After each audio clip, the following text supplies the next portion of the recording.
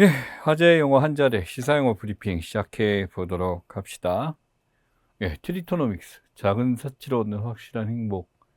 그러니까 이 트리토노믹스라고 한다면은 트리트라는 말이 있죠. 우리가 선물이라든지 또는 이제 어떤 상황에서 스스로에게 주는 선물 같은 거예요. 그러니까 큰 선물이 아니라 작은 선물을 통해서 어떻게 보면은 이런 이코노믹스하고 같이 결합해서 심리적 만족이나 이런 걸 얻는 것 중에 하나입니다. 워낙 이제 사회 자체가 이제 크게 뭐 주택이나 자동차나 명품 이런 것들에 대해서 과거와 달리 부동산에 대한 거 줄었죠. 자동차에 대한 소비나 이런 것들에 대해서 과거에 비해서는 그 강도가 줄어들었고, 명품 소비는 뭐 아직까지 좀 있는 것 같습니다만, 이거 말고도 뭐 디저트나 아니면 공연이라든지 취미 생활을 하면서 이렇게 얻게 되는 것 같아요. 여기다 투자하는 것들이 들어갈 수 있을 것 같아요. 뭐저 같은 경우는 뭐 레트로 게임이라 그래서 뭐 이런 것들 사는 거 그것도 작은 건 아닙니다만, 이 자기 보상 심리에 대해서 어떤 심리적 만족을 얻기 위해서 돈을 되도록 적게 쓰고 있는 것 중에 하나죠. 이 스페셜티 커피나 스위트 초콜릿, 한정판 향수를 이제 사용 가치보다도 어떤 본인이 갖고 싶은 거 작은 거 사는 거나 러닝하나 건강 경영제, 파인 다이닝인데 소규모 같은 거 너무 비싼 게 아니라 이런 상황인데, 이 예산이나 이런 걸 줄여가지고 이런 것들에 대해서 뭔가 효과를 주는 것들에 하는 것을 이야기합니다. 이제 립스틱 효과라는 것도 있는데 이건 차이가 있어요. 립스틱 효과라는 것은 불황이 전제가 됩니다. 이 불황이 전제가 돼서 실제로 이제 불황에 비교적 저렴한 사치품 같은 걸 사려고 해서 명품이 아닌 그와 준하는 이런 것들을 사려고 하는 것 중에 하나인데, 트리토노믹스 같은 경우는 일종의 이제 경험이나 취향 같은 것들을 하기 때문에 그 효과에 대한 차이가 있다라는 걸 기억을 하시면 좋겠어요.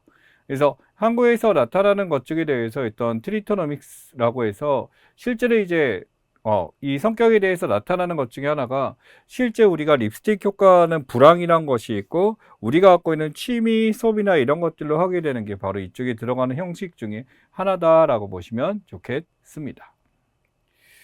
자, 그 다음에 보시면 미제 방패라고 해서 실제 이제 강력범죄에 대해서 다국적 안보 협력책으로 했었던 것 중에 하나입니다만, 이게 성격상 가지고 있는 거에 대해서 조금 달라요. 미국에서 주도적으로 해갖고 다국적 군사안보 시스템을 만들겠다라고 해서 마약 카르텔이나 초과 범죄주 이런 걸 막기 위해서 했다라고 하는데, 이것이 사실은 좀 약간은 중남미의 영향력이나 러시아나 이런 것들에 대해서 견제하고자 하는 거죠. 그런 일종의 범죄 조직이란 것이 국가안보적 차원에서 가는 것이 맞냐? 이런 논리가 될 수도 있습니다.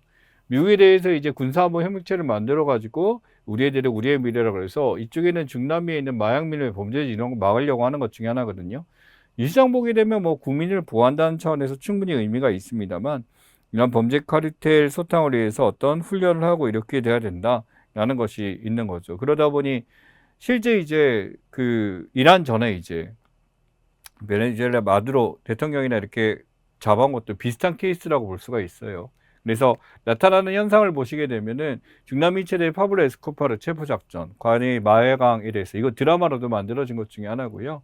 이 마약 카르텔 시날로아까지 이렇게 잡게 됨으로써 멕시코에서 협동 정부를 하게 됐었는데 의미가 있었던 것 중에 하나입니다. 하지만 지금은 조금 성격이 좀 변질됐다라는 얘기도 있습니다만, 나름대로 어떤 국민들의 보호에 대해서는 의미가 있는 것이다라고 볼 수가 있습니다. 자, 그 다음을 보자면 언러닝입니다. 언러닝. 기존에 있는 것을 비워내고 해서 더 나은 학습과 선징인데, 여러분은 막 공부하다가 너무 막 맞는 것에 대해서 기억하고 있으면은 힘들잖아요. 의식적으로 기존의 어떤 사고방식, 행동방식을 버려놓은 것이 언러닝의 특징 중에 하나입니다. 그러니 어떻게 보면 적합하지 않은 지식이나 이런 것에 매몰되어 있으면 당연히 문제가 되겠죠. 그러니 AI도 마찬가지입니다. 특정 데이터의 영향을 제거하는 머신러닝이라는 개념이 나오게 된 거고, 여러분 입장에서 똑같습니다. 기존에 있었던 필요 없는 것들이나 이런 것들에서 버리는 것이 중요하다라는 건데, 뭐 인간의 기억이라는 게 쉽지는 않죠. 여기 보면은 디지털 기기상의 집중력 회복하기, 머리를 식힌다라는 휴식에 대한 얘기고, 편견이나 선입견에 갖고 있는 지식들 얻고 새로운 걸 이슈한다라든지, 아니면 오래된 습관 버리고 이런 것들이 여기 있습니다. 그래서 편향, 바이어스 데이터 제거죠. AI도 똑같이 잘못되고 이제 이런 것들에 대해서 이걸 변화해서 바꾸는 것이 언러닝의 특징 중에 하나가 됩니다. 그래서 언러닝은 배우지 않는다가 아니라 쓸데없는 것을 지음으로써 기억하지 않도록 하는 방식도 매우 중요하다라는 거예요. 그래서 이러한 언러닝 자체가 갖고 있는 것 중에 대해서 있는 것이 바로 이게 허블입니다. 여기 보시면 오픈소스 연구 도구거든요. 특정 데이터에서 이제 골라서 하는 것 중에 하나인데, 어떤 상황에 협업이나 특유의 연구 플랫폼을 하는 데 있어서 지금 이렇게 만드는 걸 목적이었었는데, 한편으로 가지고 있는 것들에 대해서 이것을 없애도록 하는 기술 자체도 매우 중요하다. 기억하지 않도록 하는 기술도 중요하다. 그래서 머신 언러닝이 나오게 된 것이 이 허블입니다. 자, 그다음에 코스닥 승강제인데 일종의 이렇게 보시면 될 것 같아요. 코스닥 승강제라고 한다면 이 기업가 실적에 따라서 이제 코스닥에 대해서 이게 올리거나 내리거나 하게 됨으로써 하게 되는데, 이게 말은 뭐 프리미엄 세그먼트, 스케일업 기업, 스탠다드 세그먼트에 들어간다 이렇게 됩니다. 뭐 관리군 분리한다는데 1군, 2군, 3군 나누겠다라는 겁니다. 이게 미국의 메이저리그 시스템에 마이너리그라는 게 있잖아요. 마이너리그로 트리플이 있고 더블이 있고 이제 루키가 있고 이렇게 됩니다만, 이런 식으로 1군과 2군 제도를 두게 됨으로써 이게 올라가게 되는 시스템을 만들게 되는 거예요. 그만큼 실적이나 성과를 보이게 되면 바꾸겠다라는 거죠. 여기 보시면 코스닥 프리미엄 리그라고 해서 우량혁신기업에서 100개 기업까지는 여기다 넣어줄게. 스탠다드 리그 하면 여기서 이제 중경이나 이렇게 돼서 상황에 대해서 이렇게 되고, 잘하면 승격되게 되고 안 되면 관리 종목으로 빠지게 됩니다. 하지만 여기서 폐지 절차에 대해서 나름대로 노력하게 되면 스탠다드 다시 올라가게 되는 것 중에 하나죠. 관리 종목이 된다면 이제 안 되는 경우 이제 상장 폐지까지 가게, 소위 말하는 코인주, 동전주라고 하잖아요. 이러한 것들에 대해서 이제 관리금 들어가서 이제 다운을 시키거나 노력을 하는 걸 보여주겠다라는 거죠. 어떻게 중복 상장 금지나 이런 것을 막기 위해서 하는 것 중에 하나고요. 실제 나름대로 도입되게 되면 이제 투자 자체에 대해서 우리가 잘 파악할 수 있는 요소도 들어갈 수가 있을 거다라고 생각합니다.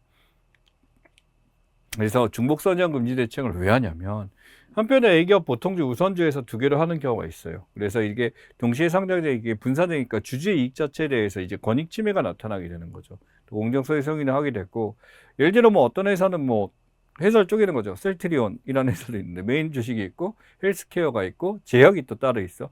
그렇다 보니까 양쪽에서 이걸 보호하게 되니까 이런 중복상장 금지를 이제 하게 되는 게 원칙적 금지, 예외 요건, 심사공시 강화 이런 것들을 통해서 조금 더 이제 보호하기 위해서 만드는 것이 바로 이 코스닥 승강제 중에 하나입니다. 무엇보다 코스피는 함부로 들어가기 힘들겠지만 코스닥 같은 경우 이런 것들에 대해서 약간의 좀 조작이 가능할 수 있기 때문에 이것을 막기 위해서 있겠다라고 보시면 되겠죠. 그래서 일종의 코스닥에서도 2부 리그처럼 운영하겠다라고 하는 거로 보시면 될 것 같고요. 스포츠 리그에서는 승강제 같은 개념으로 보시면 굉장히 이해하기 쉬울 겁니다. 자, 아시아 쿼터제인데, 아시아 쿼터제 외국인 선수 3명이에요. 이제 2명 출전하는데 이제 1명 더하게 뭐냐면 아시아 지역에서 붙게 되는 거죠. 보다시피 일본, 대만, 동남아시아, 중국에서 이렇게 되려는 것 중에 하나입니다. 그래서 뭐 저도 이제 야구를 좋아하니까 이제 일본에서 되려는 경우도 있습니다만 다른 나라에서 되려는 경우도 있어요. 그래서 경기력 향상 마케팅도 있고 아시아 야구 시장 교류도 있는데, 한편 생각해보면 한국인들이 할 수 있는 것에 대해서 이제 좀 제약이 되지 않을까라는 건데, 충분하게 효과는 있습니다. 뭐냐면 절대 비싼 선수를 데려오는 게 아니에요. 비싼 선수는 이미 그쪽 리그에서 뛰고 있고 다른 쪽에 가 있기 때문에 이제 엄청난 상급의 선수가 없는 거라서 나름대로의 재미를 주는 것 중에 하나입니다. 그래서 일본, 대만, 중국 그 연령 제한 없거든요. 근데 외국인 쿼터에 별도로 1명 추가해서 동시 출전 가능한데, 이게 어떤 사용할 수 있는 돈의 풀이 한정돼 있고 올 수 있는 존재도 이제 한정돼 있기 때문에 나름대로 이게 뭐 효과는 있다라는 얘기를 하게 되고, 이전에는 이미 농구에서 진행되고 있는 것들 중에 하나인데 이게 KBO 구단 들어오게 되면서 하는 거죠. 하지만 우리의 목소리는 뭐냐면 실제 국내 선수가 그만큼 나갈 자리가 없어진다라는 겁니다. 또한 실력 차이와 경기력 논란에 대한 이야기죠. 이 아시아 선수들이 이제 다른 건 몰라도 야구에 있어서 뭐 한국이 굉장히 강력한 나라인데, 이게 일본 같은 경우에 좀 뭐 야구를 우리보다 잘하는 건 사실입니다. 근데 다른 나라가 떨어지다 보니까 문제가 되고, 제도에 대해서 외국인은 이러면서 왜 아시아 쿼터는 안 돼? 이런 거라든지 운영에 대해서 비용 대비 성과가 낮아서 이거 과연 효과가 있을까? 이런 얘기를 하고 있습니다. 또한 이렇게 한두 명 데려와서 선수 실력 형성, 아시아 야구 발전에 도움이 되니? 라는 얘기도 이제 던질 수 있는 부분 중에 하나가 되는 거죠. 그러다 보니까 어느 정도 보완이 필요하다라는 것도 있습니다만, 나름대로 어떤 야구에 대한 재미를 준 거는 분명하다라고 저는 생각하고 있습니다. 그래서 아시아 쿼터제에 대해서 아시아 한명이라 그래서 농구와 야구에서 진행되고 있는 제도다 알고 하시면 좋겠습니다. 자, 한국의 반려동물 동반처리 음식 제도 지금 보였어요. 그래서 음식점이나 이제 반려동물에 대해서 과거에 이제 뭐 그 대형마트나 기타 등등 제한 요소가 많았다가 이슈가 굉장히 된 적이 있었잖아요. 근데 이 반려동물의 차원을 넘어서 예를 들어 장애인 안내견이라든지 보행 안내견이 이런 존재들은 어떻게 보면 이게 그 단순한 반려동물의 차원이 아니죠. 그 사람의 눈과 발이 돼주는 거기 때문에 이러한 차원에서 당연히 도입이 됐었다. 이젠 반려동물까지도 함께 올 수 있도록 하고 있습니다. 하지만 음식점은 좀 예외적이었죠. 안에 있는 어떤 위생 문제나 이런 것 때문에 됐었는데 상황에 따라 이것을 허용하는 것도 두겠다라는 것 중에 하나입니다. 그래서 실제로 4월 28일 조사했었을 때 반려된 도마치 음식제도 시행에 대해서 이렇게 된 거에 대해서 좋아하느냐 했을 때 28.5% 찬성을 했다 그래요. 그러니까 아직 반려동물 기르는 경우도 많지도 않을 뿐더러 실제 이것이 이제 그 데려온 가족 입장에선 좋을 수도 있겠지만은 같이 온 다른 가족들 입장에서 굉장히 불편함을 겪을 수도 있는 거죠. 그래서 함께 식사할 경우 합법적인 매장들에 대해서 있는데 법적으로 허용된다 그러면 우리가 안 가면 되는 거니까 이렇게 할 수 있는 거죠. 그래서 자율적으로 이걸 할 수 있게 하겠다. 그 다음에 이용자 수칙은 반드시 지키겠다. 그 다음에 준수사항이나 이걸 하겠다라는 거죠. 그래서 이 상황에 대해서 있었습니다. 당연히 문제점도 있습니다. 시민들의 우려가 여전히 우려한다 78.3% 보다시피 찬성한 사람 28%밖에 안 되거든요. 위생 문제입니다. 그러니까 털 날리거나 배변이나 알레르기 같은 것들은 문제 때문에 저도 이제 갯바입니다. 갯바가 강하게 좋아해서 뭐 이런 채도 좋아하는데 알레르기가 있어요. 그래서 이 불편을 줄 수 있다 이런 것도 있고 우리 개는 안 물어요. 제일 무서운 거죠. 울 수도 있고 이렇게 되니까 할 수 있는 것 중에 하나입니다. 그렇기 때문에 여기 이슈가 되는 게 위생 걱정, 배려가 필요하다 이렇게 다툼도 있고 개를 무서워하는 사람이 제 분이 엄청 무서워하거든요.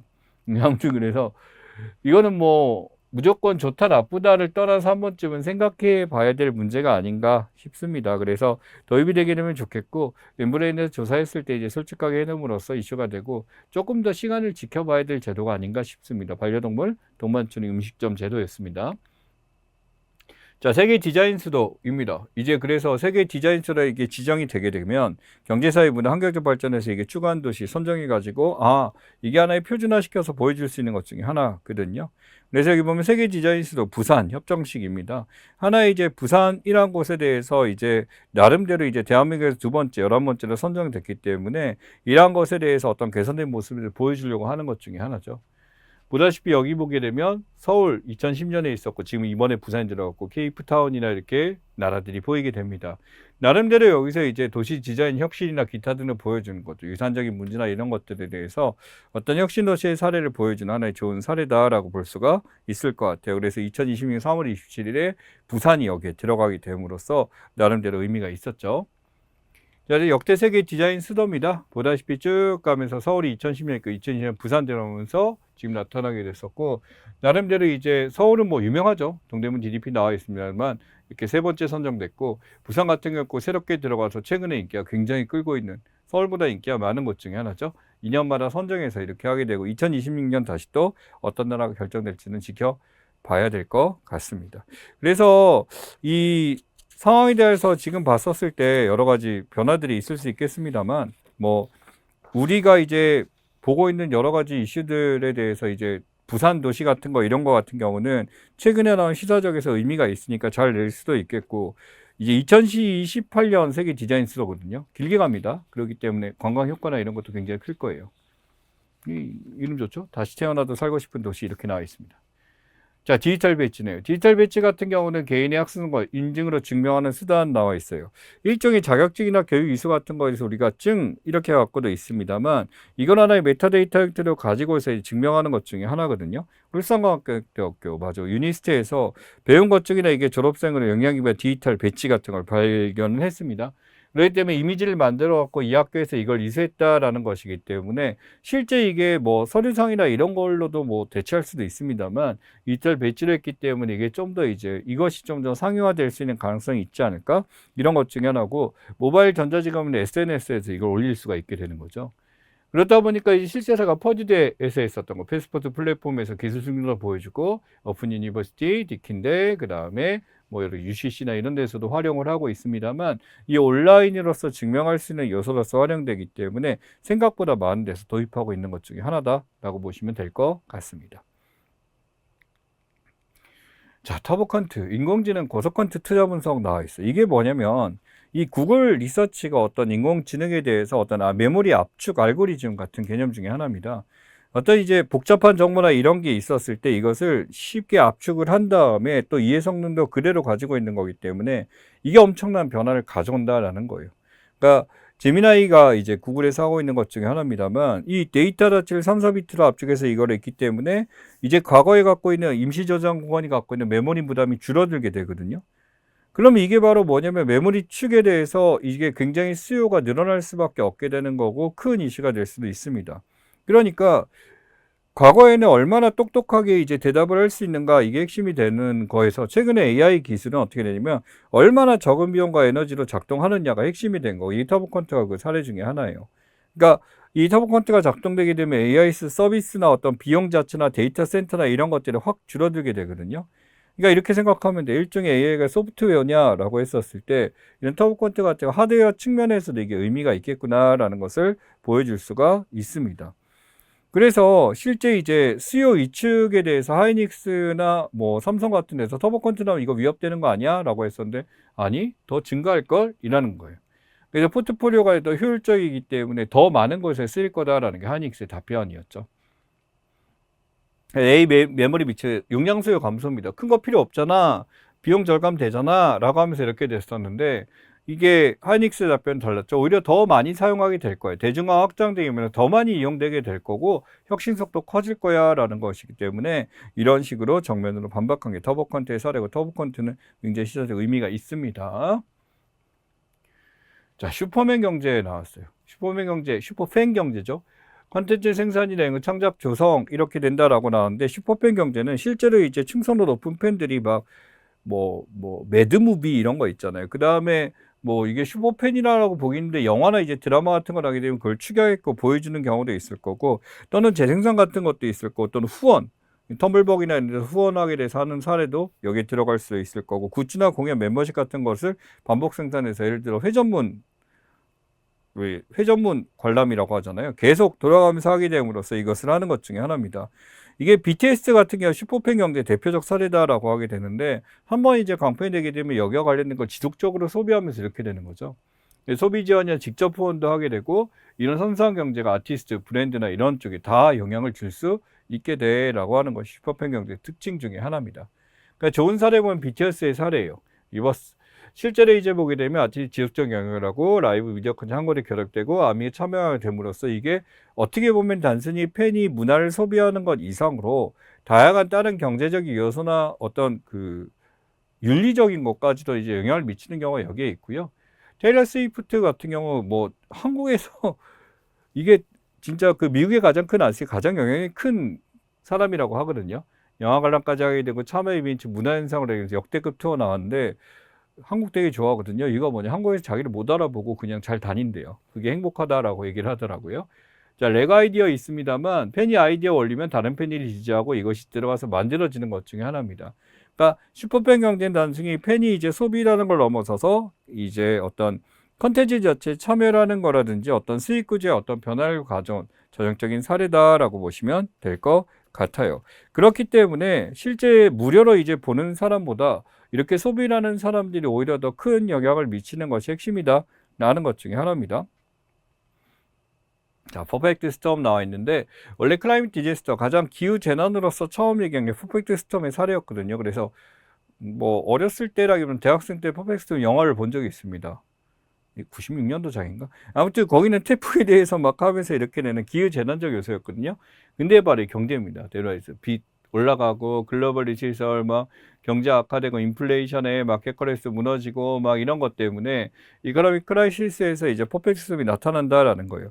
다른 기상경들이 맞물려서 엄청난 이제 태풍이 나타나는 현상을 퍼펙트 스톰이라고 보통 얘기를 했었는데 경제에서 나타나는 건 두 가지 이상의 악재가 맞물려 가지고 이게 거대한 경제적 파란을 일으키는 것을 이야기합니다. 그래서 가장 많은 게 금융불안에 대한 얘기, 환율에 대한 문제도 있고 고금리, 지금 고유가 같은 경우 있겠죠. 고환율 같은 것도 이렇게 됨으로써 곡물 가격 올라가고 에그플레이션 나타나고 막 이런 다양하게 맞물리게 되면서 힘들어지는 현상입니다. 지금은 중동전쟁이 그걸 보여주네요. 그래서 중동전쟁 때문에 이제 원자재 가격이 막 올라가다 보니까 실제 주택공급 문제가 되면서 이 부동산 소비 시장의 위축까지 이렇게 연결되는 것이 나타난 게 이 퍼펙트 스톰의 특징 중에 하나입니다.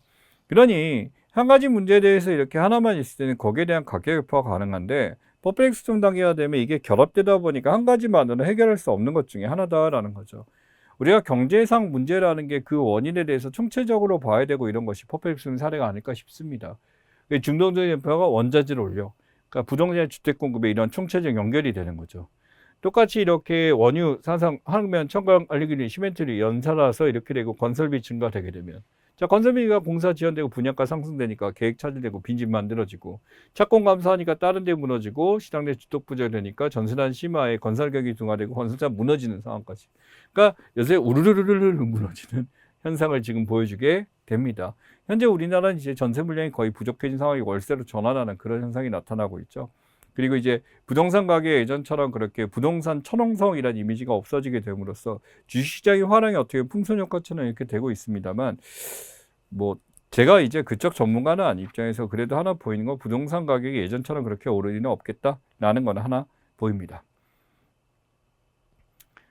자, 지금 보시면 이게 사례에 대해서 청년미래 적금에 대해서 지금 나와 있는 사진 중에 하나예요. 이제 청년미래 적금이라는 게 가입 기간에 대해서 지금 보자면은 이 만 14세, 34세 청년에 대해서 지금 6천만 원 이하일 때 이걸 주겠다. 적금은 3년이고 매월 최대 50만 원까지. 자유적립이니까 최대 50만 원까지 10만 원도 넣을 수 있고 더 적은 것도 넣을 수 있죠.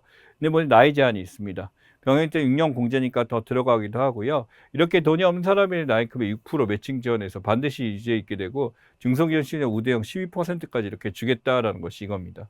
이자 석세면 망시 더 많은 혜택인데 사실은 되게 매력적이고 좋은 것이기도 해요. 그래서 일종의 청년들이 갖고 있는 자산 형성을 해서 국가에서 이제 지원을 해주고 정부 기여금까지 주는 거기 때문에 절대 이득인 것 중에 하나죠. 그래서 고려에 대해서 이제 또 청년층의 특징이 이런 게 있습니다. 이게 안정적인 직장을 구하기 힘드니까 장기적으로 이렇게 힘들잖아요. 그래서 고려에서 만기를 이제 3년대로 이렇게 하는 거다라고 하는 것 중에 하나입니다. 그래서 6월 최초 가입 기간 안에 청년들의 계좌 한시적 갈아타기 허용하겠다. 도움을 주고서 국가에서 만들려고 한 것이 바로 여기에 해당하게 됩니다. 그래서 6월과 12월에 지금 하게 되고 이거는 커다란 이득입니다. 이게 뭐 자꾸 주식은 하루에 이렇게 오르지 그렇게 보면 안 되고요. 안정적으로 이게 쌓여지면서 월급 받게 되면서 하는 거기 때문에 이게 굉장히 커다란 혜택을 줄 수 있는 거다라고 생각해요. 자, 그 다음에 슬픈 배달 음식 증후군이라고 그래가지고 실제 우리 사회에서 이렇게 보시면 돼요. 슬픈 배달 음식 증후군. 갑자기 이제 배달 경험해봤을 거예요. 배달 음식 주문했는데 너무 좋아, 너무 좋은데 막 먹으면서 내가 이거 왜 먹지? 지금 새벽 2시인데 야식 같은 거 시킬 때.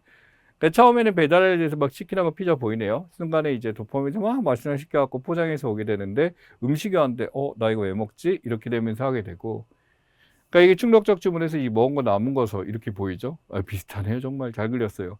남은 거 이렇게 보면서 나 왜 그랬지? 후회, 공허함, 책임감, 죄책감 이런 거 있습니다. 또 냉장고에 이제 넣어놓고서 이렇게 되는 것 중에 하나죠. 최근에 이제 배달 음식이나 이렇게 시켰을 때 어떤 이제 허탈감이나 이제 후회를 하게 되는 이런 게 되게 많습니다. 배달 음식 소비가 1인 가구가 증가했잖아요. 그러다 보니까 여기에 먹게 되는 게 많고 또 배달 음식 1인당 음식들이 있습니다만 사람들이 또 이제 가격 때문에 조금 더 큰 걸 시키는 경우가 있잖아요. 냉장고에 쌓이고 하면서 그게 기분이 가라앉고 못 먹게 되고 하는 것 중에 하나입니다. 또한 포장 쓰레기 요새 많다 보니까 이거 포장할 때 나타나는 것이 비슷한 것 중에 하나다라는 거죠. 물가가 비싸지니까 이제 밀키트 시장이 흥행했다가 이제 밀키트가 이제 그 작은 것을 소분해서 하기 때문에 이제 음식 가격과 차이가 없어져 비싸진 거예요. 그 밀키트 시장이 한물 같죠. 결국 다시 이제 배달로 이렇게 해석하게 되는데 오히려 이제 허무함이 더 커지고 허탈감이 커진다라는 게 이런 중에 하나입니다. 어떻게 보면 현대 소비 문화가 가지고 있는 그런 어떤 사후 공허함에 대한 얘기다라고 볼 수도 있고요. 이 소비라는 것이 단순한 경제 행위에서 이제는 하나의 감정적 행위로서 이제 변한 사례 중에 하나다라는 거고 돈을 이렇게 썼는데 왜 이렇게 만족감이 오래가지 않지? 이런 것들에 대해서 우리가 어떤 소비가 합리적 소비인가 생각해 볼 수 있는 사례 중에 하나다라고 보시면 됩니다. 자, 확률적 앵무새에 나와 있습니다만 실제 이제 확률적 앵무새라는 건 그저 말만 흉내내는 그런 것 중에 하나다라고 보시면 될 것 같아요. 이 확률적 앵무새 같은 경우는 사례에 대해서 이렇게 보시면 됩니다. 어떤 것을 이제 이해할 때 우리가 하는 것들에 대해서 뭐 방대한 데이터 학습하고 이렇게 돼서 합니다만 통계 기반으로 그럴듯한 단어에 대해서 얘기를 하면서 어떤 이해나 어떤 통찰력 없이 그런 얘기 나오면 이렇게 얘기하는 것 중에 하나인 거죠. 그러니까 이게 어떤 사고나 이런 것이 없이 인간 사회 없이 어떤 것이 올라오면 이렇게 대답하게 되고 이게 연결하기 때문에 어떤 LLM이라는 것이 창의성을 내는 거 없고 네가 지금 이런 단어를 얘기해서 이런 단어를 얘기할 거 이게 학습된 거에 대해서 그런 말을 할 뿐이다 라고 하는 거죠. 그러니 언어라는 것은 언어 팩터에 대해서 맥락을 이해하고 이런 것들이 굉장히 중요한데 그런 거 없이 그냥 설명하고 하는 것들이 여기에 들어갑니다. 핵심은 이해관이 흉내다 이렇게 되는 거죠. 물론 학자들 따라서 다른 것이 있습니다. 이게 LLM이 어느 정도 더 발전하게 된다라고 한다면 충분히 통일적 맥락이나 이런 것들을 하게 되고 이제 넓은 의미의 이해 가능하다라는 거예요. 저는 이제 이거보다는 물론 이제 영역에 따라 다르겠지만 맥락에 의한 이 LLM이 그렇게 될 거다 후자, 그러니까 낙관적으로 본 적이 더 크거든요. 진짜 글 잘 써요 이제. 그러니까 클라우드 AI 그래서 다른 것도 있고 이런 게 바뀌기 시작하고 더 잘 이해를 합니다. 오히려 인간이 가지고 있는 문해력의 다운이 훨씬 더 크기 때문에 이렇게 되지 않았을까라는 생각이 들고요. 이 몰트북에 대해서 이제 독자적 판단하는 게시물이 나오니까 이거 그냥 앵무새 얘기네 라고 이제 판단하는 거, 아니다 이거 통찰력 있는 거다 이렇게 된 거죠. 그러니까 첫 문장 아이디어에서 지금 모르겠다라는 거니까 인간의 창의성이 있는데 한 문장 앵무새는 이런 걸 쓰면 돼 라고 하게 됨으로써 이걸 들어오게 되는 거죠. 근데 이거 두 개가 협업을 하게 되면 효과적이다라는 겁니다. 어찌됐든 오픈에 대한 창의적인 것은 인간이 하되 여기에 대해서 어떤 표현이냐 이걸 다듬는 건 AI가 하면서 최근에 이제 작가들과 이런 AI의 도움에 대해서 많이를 받고 있다라는 얘기를 하고 있죠. 그러다 보니까 여기에서 도움이 될 수 있겠다라는 걸 볼 수가 있습니다. 자, JIC입니다. 이 just in case라고 해서 just in time, 이게 더 유명하죠. 필요한 때 필요한 만큼 생산하겠다. 그래서 만들어내는 거. 그래서 비용 최소, 낭비 제거하고 이런 식으로 하겠다라고 하는 것 중에 하나인데 바로 이겁니다. just in case는 just in time은 딱 그때 맞춰서 하는 것이 아니라 어떤 돌발 상황이 발생할 수 있지 않을까, 이것을 고려해서 하는 것 중에 하나예요. 물론 재고가 이제 늘어나는 걸 당연히 해야 되지만 목적이 비상 대비, 예방이라는 것이 있는 거죠. 적시 공급이 아니라 넉넉한 공급을 안정적으로 하기 때문에 상황에 따른 수요 급증에서 대비할 수 있는 것이 여기에 들어가게 됩니다.